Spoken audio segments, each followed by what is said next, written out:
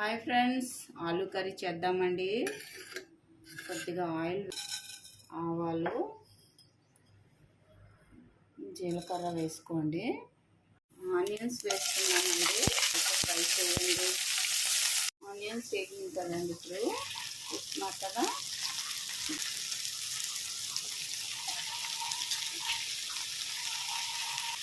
ఇంత పసుపు వేసుకోండి, తగినంత ఉప్పు వేసుకోండి, కారం వేసుకున్నామండి. కొద్దిగా లైట్గా ఒక హాఫ్ గ్లాసు వాటర్ కూడా వేసుకోండి. దీన్ని బాగా మగ్గనివ్వండి. ఎంత మగ్గితే అంత బాగుంటుంది.